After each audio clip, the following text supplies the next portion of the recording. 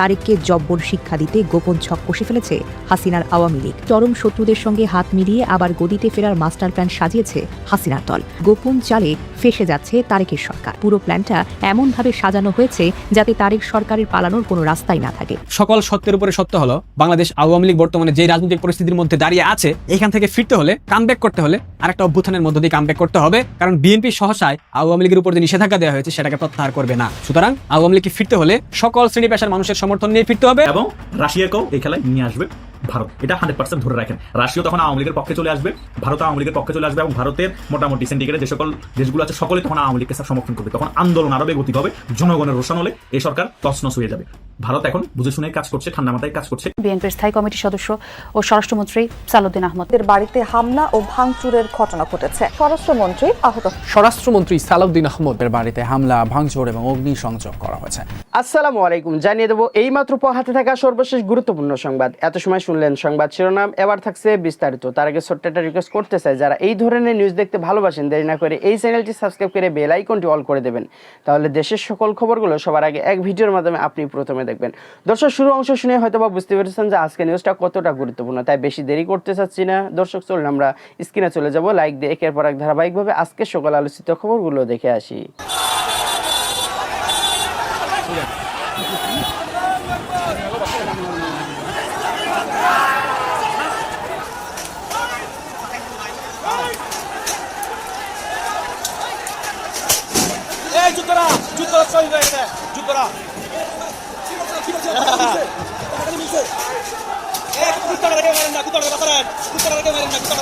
আওয়ামী লীগকে চিরতরে নিষিদ্ধ করার প্ল্যানে একেবারে কোমর বেঁধে নেমেছেন প্রধানমন্ত্রী তারেক রহমান। কিন্তু তিনি খুনাখরেও টের পাননি যে ঠিক তার পাশে থাকা এনসিপি ও বিরোধী দল জামাতের সঙ্গে হাত মিলিয়েই তারেককে জব্বর শিক্ষা দিতে গোপন ছক কষে ফেলেছে হাসিনার আওয়ামী লীগ। চারিদিকে যখন তারেক সরকারের প্রবল দাপট, তখন পর্দার আড়ালে ঘটে যাচ্ছে এক বিশাল লঙ্কাকাণ্ড। সবার চোখের আড়ালে তলে তলে এমন এক জাল পাতা হচ্ছে যা দেখে বাঘা বাঘা রাজনীতিবিদদেরও চোখ যেন ছানা বড়া হতে বাধ্য।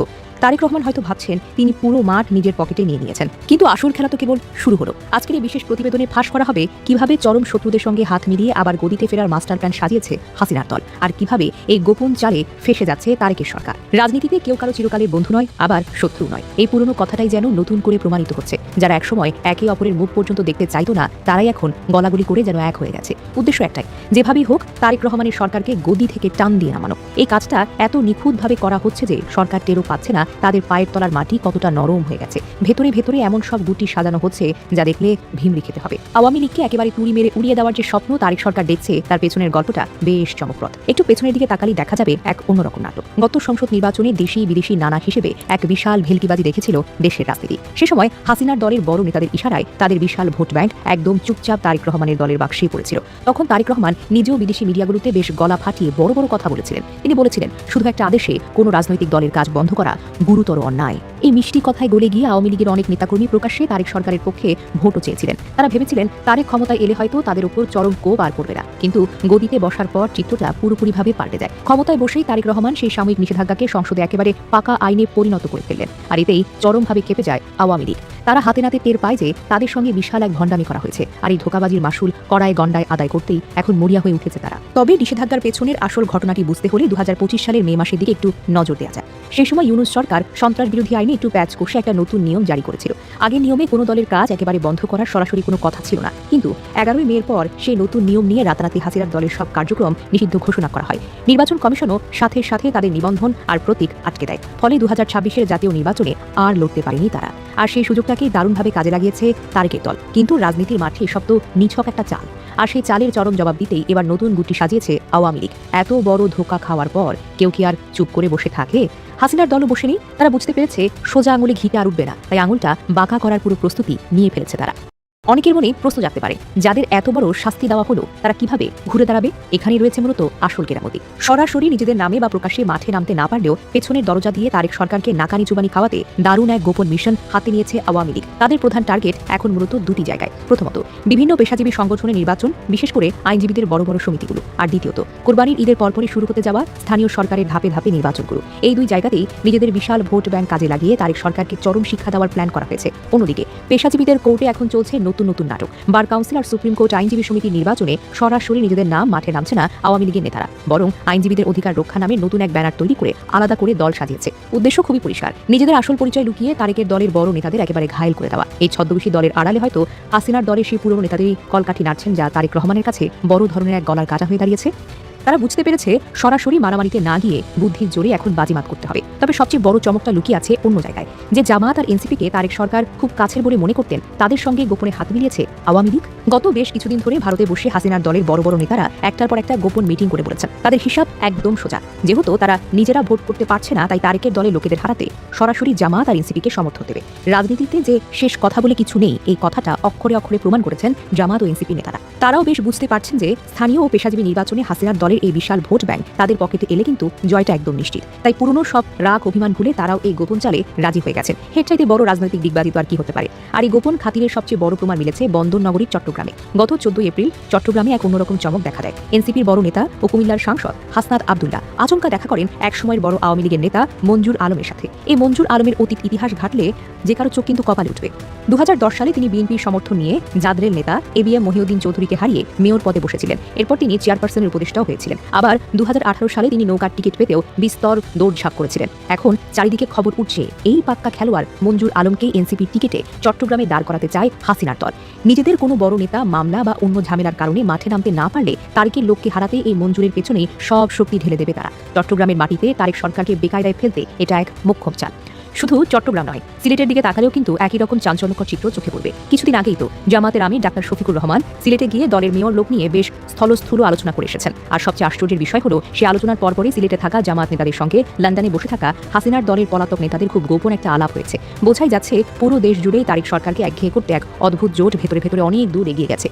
লন্ডনের এই কানেকশন প্রমাণ করে এই মাস্টার প্ল্যান শুধু দেশের ভেতরে আটকে নেই, বরং দেশের বাইরে থেকেও নিখুঁতভাবে ছক করা হচ্ছে। তারেক রহমানের নাকের ডগায় বসে এমন সব ঘটনা ঘটে যাচ্ছে যে তিনি টেরও পাচ্ছেন না। এই পুরো প্ল্যানটা এমনভাবে সাজানো হয়েছে যাতে তারেক সরকারের পালানোর কোনো রাস্তাই না থাকে। পেশাজীবী সমিতিগুলো হাসিনাপন্থীরা যদি একবার জিতে যায়, তবে আইনের লড়াইয়ে তারেক সরকারকে পদে পদে ঘায়েল করা হবে। আর অন্যদিকে গ্রামের নির্বাচনগুলোতে এনসিপি আর জামাত মিলে যদি হাসিনার দলের ভোটে জিতে যায়, তবে পুরো দেশের মাঠ তারেকের হাতের বাহিরে চলে যাবে। এটা এমন এক ফাঁদ যেখানে পা দিলে আর ফিরে আসার কোনো উপায় নেই। তারেক রহমান হয়তো ভাবছেন তার দাপট কেউ ভাঙতে পারবে না, কিন্তু পর্দার আড়ালে যে কত বড় ধরনের খেল দেখানো হচ্ছে তার খবর হয়তো তার কাছে এখনো পৌঁছায়নি। সব মিলিয়ে পরিস্থিতি যেদিকে এগোচ্ছে তাতে তারেক রহমান সরকারের মহাবিপদ যেন ঘনিয়ে আসছে। তারা যাদের একেবারেই পাত্তা দিত না, সেই নিষিদ্ধ দলই এখন পেশাজীবী আর স্থানীয় নির্বাচনের মাঠে ঘোল খাওয়াতে একেবারেই প্রস্তুত। জামাত ও এনসিপি ঢাল হিসেবে ব্যবহার করে হাসিনার আওয়ামী লীগ যেভাবে এগিয়ে যাচ্ছে, তাতে সামনের দিনগুলোতে দেশের রাজনীতিতে বিশাল এক ঝড় হতে পারে। তারেক রহমান কি পারবেন এই গোপন ফাঁদ থেকে নিজেকে বাঁচাতে, নাকি এই নতুন চালের কাছে হার মেনে কেঁদে কেঁদে পিছু হাঁটতে হবে? এই প্রশ্নের উত্তর হয়তো খুব শীঘ্রই ভোটের মাঠেই পাওয়া যাবে। আপাতত দৃশ্যপটে কোনো উত্তাপ না থাকলেও তলে তলে যে বিশাল এক বিপদের প্রস্তুতি চলছে তার বলার অপেক্ষা রাখে না। রাজনীতিতে কে কখন কার বন্ধু আর কে কখন কার শত্রু হয়ে ওঠে, এই ঘটনাগুলো চোখে আঙুল দিয়ে দেখিয়ে দিচ্ছে। এখন শুধু অপেক্ষার পালা। এই মহানাটকের শেষ অঙ্কে কে হাসে, শেষের হাসি? বাংলাদেশ আওয়ামী লীগের সবার জন্য আজকের এই ভিডিওটা অনেক বেশি গুরুত্বপূর্ণ। আমি জানি এই ভিডিওটা দেখার পর আপনারা অনেকভাবে ব্যাখ্যা করবেন, অনেকভাবে অনেক জায়গায় উপস্থাপন করবেন, বাট কথাগুলো বলতে বাধ্য হচ্ছি। বেশ কিছুদিন যাবত কথাগুলো বলবো করে বলা হচ্ছিল না। গতকাল রাতে আমাদের একজন অ্যাক্টিভিস্ট এই কথাগুলো নিজের মতো করে লিখেছেন। এই কথাগুলো আমার মনের কথা এবং আমি অনেকদিন ভেবে চিন্তে এই কথাগুলো উদ্ধার করেছি। আশা করি আপনারা কথাগুলো বুঝবেন। আগে পুরো ভিডিওটা মন দিয়ে দেখবেন, এরপর যে মন্তব্য করার করবেন, তাতে কোনো সমস্যা নাই। তবে ভিডিও সম্পূর্ণ শুনে আশা করি আপনারা মন্তব্য করবেন। প্রথমেই আপনারা আমার কতগুলো প্রশ্নের উত্তর দেন। বাংলাদেশের রাজনৈতিক দলগুলো যেমন ধরেন আওয়ামী লীগ, বিএনপি কিংবা জামাত, এই দলের নেতাকর্মীদের যখন হত্যা করা হয় কিংবা নির্যাতন নিপীড়নের শিকার হয়, তখন সাধারণ মানুষের কোনো কিছু যায় আসে? সাধারণ মানুষ কি কোনো প্রকার প্রতিবাদ কখনো করেছে? বলতে পারবেন? উত্তর হবে না। 5 আগস্টের পর থেকে বাংলাদেশ আওয়ামী লীগের শত শত নেতাকর্মীকে হত্যা করা হয়েছে, শত শত নেতাকর্মী নির্যাতন নিপীড়নের শিকার হয়েছে, কিন্তু এই বিষয়গুলো নিয়ে কয়জন মানুষ নিন্দা জানিয়েছে? কে নিন্দা জানিয়েছে? সাধারণ মানুষ যাদেরকে বলা হয়। গত পরশুর একটা উদাহরণ, কক্সবাজারে ছেলেকে না পেয়ে 85 বছরের একজন বৃদ্ধ, 5 বছর বয়সী একজন শিশু এবং ছোট ভাইয়ের বউকে পুলিশ গ্রেফতার করে নিয়ে গেছে। কয়জন মানুষ নিন্দা জানিয়েছে? কক্সবাজারে কয়জন মানুষ প্রতিবাদ জানিয়েছে? জানায়নি। জয় বাংলা স্লোগান দেওয়ার অপরাধে হত্যা করা হয়েছে। ছেলে ছাত্রলীগ করার অপরাধে মাকে নামাজরত অবস্থায় হত্যা করা হয়েছে। আওয়ামী লীগের নেতাকর্মীদের মা বাবা পরিবারের কেউ মারা গেলে তাদেরকে দেখতে দেওয়া হয়নি, তাদের জানাজায় পর্যন্ত অংশ নিতে দেয়নি অন্তর্বর্তীকালীন সরকার এবং বর্তমানে এসে বিএনপি সরকার। কয়জন মানুষ প্রতিবাদ জানাইছে? কয়জন মানুষ সামাজিক যোগাযোগ মাধ্যমে স্ট্যাটাস দিয়েছে? বলতে পারবেন? দেয় নাই। আওয়ামী লীগের আমলে আওয়ামী লীগ, বিএনপি, জামাতের লাগাতার যে আন্দোলন হতো, আন্দোলনে বাধা দিয়েছে না? প্রতিহত করেছে না? যে ওয়েতেই করুক, করেছে তো। কয়জন সাধারণ মানুষ প্রতিবাদ জানিয়েছে? কয়জন সাধারণ মানুষ বিএনপি জামাতের আন্দোলনে একীভূত হয়ে তারা আন্দোলন করেছে? করেনি। আসল কথা হলো, মানুষ ততক্ষণ পর্যন্ত চুপ থাকে যতক্ষণ পর্যন্ত না তার নিজের গায়ে ধাক্কা না লাগে, নিজের গায়ে বিপদ আপদ না আসে। যতক্ষণ নিজের কাঁধে বিপদ না আসবে বাংলাদেশের মানুষ, ততক্ষণ তাদের ঘুম ভাঙবে না, তারা কথা বলবে না। এটা বাংলাদেশের মানুষের চরিত্র বলতে পারেন কিংবা সাইকোলজি বলতে পারেন। জুলাই আগস্টে বিএনপি জামাত এবং ইউনূস চক্র যেভাবেই হোক, যে কোনো ওয়েতে হোক ভুল বুঝিয়ে ভূগোল বুঝিয়ে সাধারণ মানুষকে হত্যা করেছে এবং এই হোলি খেলা খেলে গঙ্গা বইয়ে দিয়ে সাধারণ মানুষকে খেপিয়ে তুলেছিল, যার কারণে কিন্তু সাধারণ মানুষ রাস্তায় নেমেছিল। অন্যথায় সাধারণ মানুষ কোনোদিনও বিএনপি জামাতের কথায় রাস্তায় নামতো না। এখানে কিন্তু বিএনপি এবং জামাত এবং ইউনুস গং সম্মিলিতভাবে সাধারণ মানুষের সাইকোলজি নিয়ে ব্যাপক একটা খেলা দিয়েছিল এবং এই খেলায় তারা সফল। আপনাদেরকে মানতে হবে, সাধারণ মানুষ যদি না নামতো এই আন্দোলন কোনোদিনও সফল হতো না। জুলাই জঙ্গি উত্থান চলাকালীন একমাত্র কট্টরপন্থী আওয়ামী লীগের সমর্থক ছাড়া বাকি সবাই কম বেশি লাল হয়েছিল, সবাই কম বেশি নিন্দা জানিয়েছে সামাজিক যোগাযোগ মাধ্যমে। হয়তো এই সময় এসে তারা সামাজিক যোগাযোগ মাধ্যমের সেই সব স্ট্যাটাস ডিলিট করে দিয়েছে,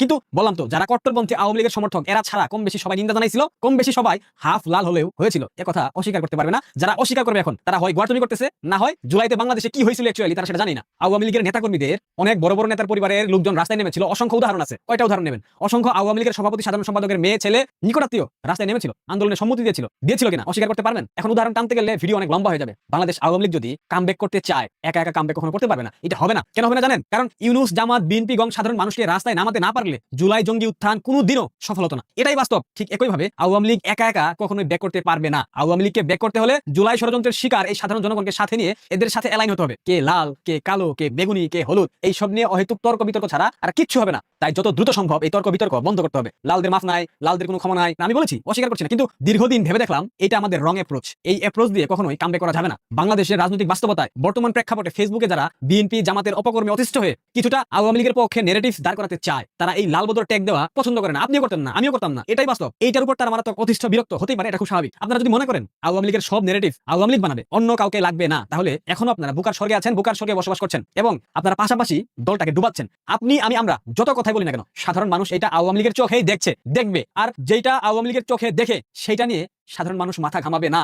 আরো ক্লিয়ার করবো, আপনি আমি আমরা যারা অ্যাক্টিভিজম করি আওয়ামী লীগের হয়ে কিংবা আওয়ামী পন্থী, আমরা যত কথাই বলি না কেন সাধারণ মানুষ এগুলো নিয়ে মাথা ঘামাবে না। সুতরাং যে বিষয়গুলো নিয়ে, যে ইস্যুগুলো নিয়ে সাধারণ মানুষ মাথা ঘামাবে সেই বিষয়গুলো আপনাদেরকে সামনে আনতে হবে। আবার অনেকে ভাবতেছেন আমাদের এদেরকে লাগবে না, আমরা খেটে খাওয়া মানুষের ভোটে ক্ষমতায় আসবো। তারা মোটামুটি অনেকটা ভুলের মধ্যে আছেন। খেটে খাওয়া মানুষ আসলে খেটেই খায়, এরা নিজেরা কোনোদিনও বয়ান সৃষ্টি করে না। আশেপাশে যা শুনে, যা দেখে সেটার উপর ভিত্তি করে তারা সিদ্ধান্ত নেয়। গ্রামের মানুষ কোনো নেগেটিভ দাঁড় করাতে আসে না, আশেপাশে মানুষ যেটা বলে সেটা তারা দেখে বুঝে এরপর সিদ্ধান্ত নেয়। সো আলটিমেটলি যারা বয়ান সৃষ্টি করতে সক্ষম তাদেরকে আমাদের প্রয়োজন, এটা আপনাদেরকে মানতে হবে। অন্যদিকে যারা সবাইকে কালেমা পড়িয়ে আওয়ামী লীগ বানাতে চান, এরা আওয়ামী লীগের ধ্বংস ছাড়া ভালো কিছু চাচ্ছেন না। গত 17 বছর সবাইকে আওয়ামী লীগ বানানো হয়েছিল। আওয়ামী লীগ ব্যতীত কোনো দলের নেতাকর্মী 17 বছর ছিল না। ফলাফল কি হয়েছে? 5 আগস্ট। সবাইকে আওয়ামী লীগ বানাতে চাওয়াটা দলের ধ্বংস ছাড়া কিছু না। এটা করতে গিয়ে দুইটা জিনিস হচ্ছে, যারা আওয়ামী মাইন্ডেড তাদেরকে জোর করে আওয়ামী লীগ বানাতে গিয়ে তাদের যে ইন জেনারেল ক্রেডিবিলিটি এটা কিন্তু নষ্ট করে দিতেছেন। আর কোনো ফেসবুক পোস্ট কারো বিপক্ষে গেলেই এইসব নিয়ে তর্ক বিতর্ক, ফেসবুকে একজন আরেকজনের কাপড় খুলতেছেন, এটা কিন্তু পরিস্থিতিকে ঘোলাটে বানাচ্ছেন। এর বাইরে আর কোনো উপকারে আসছে না। মন দিয়ে খেয়াল করেন, আমরা একটা বাবলের মধ্যে আছি। আমাদের সবার কথা আমাদের মতো কট্টর লীগের পাশাপাশি অল্প মানুষ ছাড়া আর কেউ শুনছে না, শুনতে চায় না। অথচ একটা জিনিস খেয়াল করেন, বিএনপি জামাতের অনেক বিএনপি মাইন্ডেড অ্যাক্টিভিস্ট আছে যারা সরাসরি দলের সিল না লাগায়া, যারা রাজনীতি কম পছন্দ করে তাদের সাথে কানেক্ট হয়ে একটা কমিউনিটি বানায় ফেলছে। এই কমিউনিটি আওয়ামী লীগ এখনো বানাইতে পারে না, আর পারবে বলে মনে হচ্ছে না। আর এই বিএনপি জামাতের কমিউনিটি, এটাই এই যুগের অনলাইন অ্যাক্টিভিজমের স্ট্র্যাটেজি। এটা বোঝার মতো বোধ আপনাদের মধ্যে আসুক সে প্রত্যাশা করি। যুগের সাথে তাল না মেলাইতে পারলে কোনো লাভ হবে না ভাই। যত পরিশ্রম করেন না কেন প্রত্যেকটা পরিশ্রম বিফলে যাবে। আওয়ামী লীগকে ফিরতে হলে অভ্যুত্থানের মধ্য দিয়ে ফিরতে হবে। আর অভ্যুত্থান শুধুমাত্র দলীয় নেতাকর্মীর সমন্বয় হবে না, এটা আপনাদেরকে বুঝতে হবে। অভ্যুত্থানে সকল শ্রেণী পেশার মানুষের সম্মিলিত স্বতঃস্ফূর্ত অংশগ্রহণ প্রয়োজন। তাই সব দোষ লালবদরদের কাঁধে না চাপিয়ে কিছু দোষ নিজেদের কাঁধে নেন। আত্মোপলব্ধির সাথে আমাদের শুদ্ধি প্রয়োজন। আমি লালদের সাথে সংসার করতে বলতেছি না, তবে ফিরতে হলে লাল, কালা, সাদা, বেগুনি, হলুদ সবার সমন্বয় প্রয়োজন। লালরা ভুল বুঝে যদি শুধরাতে চায় তাদেরকে সেই সুযোগটা দেন। আওয়ামী লীগের এত শতাংশ সমর্থক বাদ দিয়ে যেমন বাংলাদেশ নামক রাষ্ট্র কল্পনা করা যায় না, ঠিক একইভাবে লাল, কালা, হলুদ, নীল এদের বাদ দিয়েও আপনি রাষ্ট্র পরিচালনা করতে পারবেন না, রাষ্ট্র কল্পনা করতে পারবেন না। এটা রাষ্ট্রের মূলনীতির সাথে সাংঘর্ষিক যায় না। যে কথাগুলো বললাম একটু মন দিয়ে ভাববেন। যদি সত্যি ক্ষমতায় যেতে চান এই পথেই যেতে হবে, অন্যথায় এই বিভাজন নিয়ে যুগের পর যুগ অপেক্ষা করতে হবে। যেমনটা বিএনপি 17 বছর অপেক্ষা করেছে। 17 বছরে বিএনপি কোনো গণ আন্দোলন সৃষ্টি করতে পারেনি। তারা সমাজের অনেক শ্রেণী থেকে বিচ্ছিন্ন ছিল। তারেক রহমানের অপকর্ম, যেমন হাওয়া ভবন, 10%, 10 টাকা অস্ত্র, সিরিজ বোমা হামলা, 21 আগস্ট গ্রেনেড হামলা, এইসব ঘটনার কারণে দীর্ঘদিন বিএনপি জনবিচ্ছিন্ন ছিল, যার কারণে তারা কোনো গণ আন্দোলন সৃষ্টি করতে পারেনি। আরেকটা গুরুত্বপূর্ণ বিষয়, সবাইকে আওয়ামী লীগ কেন হতে হবে এই প্রশ্নের উত্তরটা আপনারা আমাকে কমেন্টে দেবেন। বঙ্গবন্ধুকে ভালোবাসতে হলে কি আওয়ামী লীগ হতে হবে? আওয়ামী লীগ হওয়া মানে কি পদ পদবি নিয়ে নেতা বনে যাওয়া? অবশ্যই না। যে কেউ সমর্থন করতে পারবে আওয়ামী লীগকে, তার জন্য আওয়ামী লীগের নেতা হইতে হবে না। সমর্থন করা আর কর্মী হওয়া অনেক পার্থক্যের। এটা কি আপনারা বুঝতে পারেন? রাজনৈতিক দল কি শুধুমাত্র দলের নেতাকর্মীদের সুরক্ষা দেয় নাকি সমগ্র জাতিকে সুরক্ষা দেয়? ধরেন বাংলাদেশে আওয়ামী লীগ ক্ষমতায় থাকলে শুধুমাত্র আওয়ামী লীগের নেতাকর্মীদেরকে সুরক্ষা দেবে, সাধারণ মানুষকে সুরক্ষা দেবে না। দলের কাজ শুধুমাত্র নেতাকর্মীদের সুরক্ষা দেওয়া না, দলের কাজ পুরো রাষ্ট্রকে সুরক্ষা দেওয়া। ধরেন উদাহরণ, একজন পেশাদার গণমাধ্যম কর্মী, সে আওয়ামী লীগের আদর্শিক বিষয়গুলোকে শ্রদ্ধা করে, বঙ্গবন্ধু শেখ মুজিবুর রহমানকে শ্রদ্ধা করে ভালোবাসে। এর জন্য কি তাকে আওয়ামী লীগ সমর্থন করতে হবে? আওয়ামী লীগের সমর্থক হতে হবে? আওয়ামী লীগ হতে হবে না। বঙ্গবন্ধুকে যে কেউ ভালোবাসতে পারে। সমাজের বহু শ্রেণী পেশার মানুষ আছে যারা বঙ্গবন্ধুকে শ্রদ্ধা করে, কিন্তু আওয়ামী লীগের কিছু শ্রেণীর দুর্বৃত্তায়নের কারণে সরাসরি আওয়ামী লীগকে সমর্থন করে না, আওয়ামী লীগের পারপাস সার্ভ করে না। তার মানে কি বঙ্গবন্ধুর আদর্শিক স্থান অটুট রাখতে গেলে তাকে আওয়ামী লীগের পারপাস সার করতে হবে। এই বিষয়গুলো আপনাদেরকে বুঝতে হবে। ফিরতে হলে সবাইকে নিয়ে ফিরতে হবে। কিন্তু তার মানে এই না সালমান মুক্তাদির, আইমান সাদিক, বাঁধন, চমক, মেহজাবিন এদেরকে পাশে রাখতে বলতেছি। এদেরকে পাশে রাখার প্রয়োজন নেই। যারা জেনে বুঝে সজ্ঞানে ডলার খেয়ে লাল হয়েছিল তাদের থেকে অনেক অনেক দূরে থাকেন, অনেক অনেক দূরে রাখেন। কিন্তু যারা জুলাই আগস্টে ভুল বুঝে ডলার না খেয়ে প্রতারিত হয়েছিল তাদেরকে সুযোগ দেন। সুযোগ দেওয়া মানে কিন্তু সংসার করা না। আমি আবার বলতেছি, সুযোগ দেওয়া মানে সংসার করা না, একসাথে শোয়া না। সুযোগ দেওয়া মানে তাকে ভুল শুধরানোর সুযোগ দেওয়া। সুযোগ দেওয়া মানে তার কর্মকাণ্ড নজরে রাখা। আশা করি কথাগুলো বুঝতে পেরেছেন। আমি জানি এই ভিডিও দেখার পর অনেকে আমাকে অনেকভাবে ব্যাখ্যা করবেন, অনেক জায়গায় অনেক কথা বলবেন। তবে আলটিমেটলি সকল সত্যের উপরে সত্য হলো বাংলাদেশ আওয়ামী লীগ বর্তমানে যে রাজনৈতিক পরিস্থিতির মধ্যে দাঁড়িয়ে আছে এখান থেকে ফিরতে হলে কামব্যাক করতে হলে আরেকটা অভ্যুত্থানের মধ্যে দিয়ে কামব্যাক করতে হবে। কারণ বিএনপি সহসায় আওয়ামী লীগের উপর যে নিষেধাজ্ঞা দেওয়া হয়েছে সেটাকে প্রত্যাহার করবে না। সুতরাং আওয়ামী লীগকে ফিরতে হলে সকল শ্রেণী পেশার মানুষের সমর্থন নিয়ে ফিরতে হবে, সকল শ্রেণী পেশার মানুষের সাথে অ্যালাইন করতে হবে, তাদের সাথে কানেক্ট হতে হবে। শুধুমাত্র আওয়ামী লীগের নেতা কর্মী এবং সমর্থক দিয়ে কোনো অভ্যুত্থান বাংলাদেশে সুসংগঠিত করা সম্ভব হবে না। এইটা যত দ্রুত আপনারা বুঝতে পারবেন, অনলাইনের বড় বড় রথী মহারথীরা যত দ্রুত বুঝতে পারবে তত দ্রুত আওয়ামী লীগ কামব্যাক করবে। প্রিয় দেশবাসী, আপনারা যে যেখান থেকে ভিডিওটি শুরু থেকে শেষ নামাতে দেখেছেন আপনাদের সকলকে অসংখ্য ধন্যবাদ জানাই। যদি ভিডিওটি ভালো লেগে থাকে তাহলে অবশ্যই শেয়ার করতে ভুলবেন না, আর অবশ্যই আপনার একটি মন্তব্য কমেন্টে জানিয়ে যাবেন। কারণ কিনা আপনি যে নিউজটা দেখে কি জানলেন, কি শিখলেন, এই কমেন্ট করলে কি হবে, দর্শকবাসী জানবে এবং যারা কানে শোনে না তাদের জন্য উপকার হবে। আর আপনি কোন দল করেন অবশ্যই কমেন্টে জানিয়ে দেবেন। আওয়ামী লীগ হয়ে থাকলে অবশ্যই জয় বাংলা লিখতে ভুলবেন না। দেখা হবে পরবর্তী নিউজে খুবই তাড়াতাড়ি ইনশাল্লাহ। আজকের মতো বিদায় নিচ্ছি। আসসালামু আলাইকুম।